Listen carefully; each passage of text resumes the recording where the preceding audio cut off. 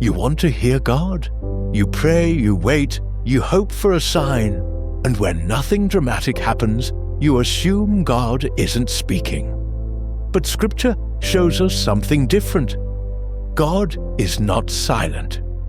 The issue is never His willingness to speak. It's our ability to recognize how He speaks and our ability to listen. From the beginning, God has always spoken. In Genesis, creation itself begins with His voice. In John 10:27, Jesus says, "My sheep hear my voice, and I know them, and they follow me." That statement alone tells us that hearing God is not reserved for prophets or pastors. It's a normal part of a relationship with God. If you truly belong to Him, hearing Him is possible. First, you need to understand that God's voice is rarely loud or chaotic.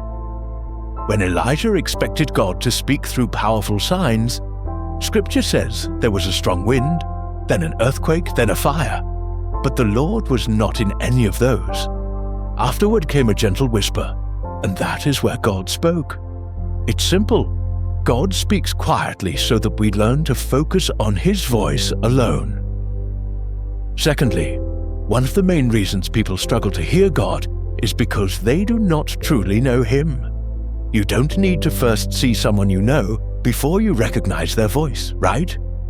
So in that same vein, when you lack an understanding of God's character, it leads to confusion, even if He were to actually speak to you audibly.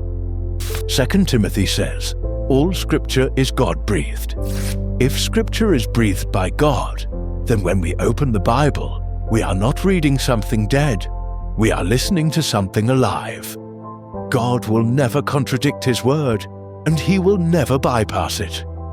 If you hear something that disagrees with Scripture, that voice is not from God. Third, another barrier to hearing God is unaddressed sin or hardened obedience. Jesus said in John 14:21, "Whoever has my commands and keeps them, he it is who loves me.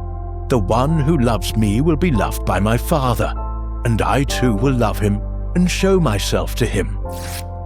It's clear, revelation follows obedience. Many people want clarity before surrender, but God often gives clarity after surrender. When we ignore what He has already said, we dull our ability to hear what He wants to say next.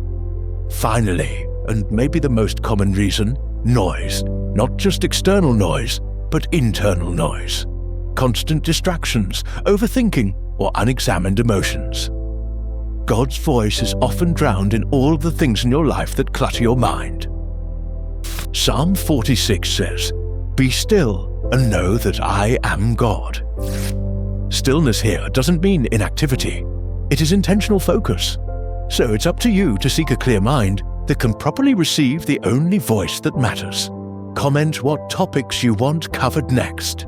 Until next time, remember, faith is central.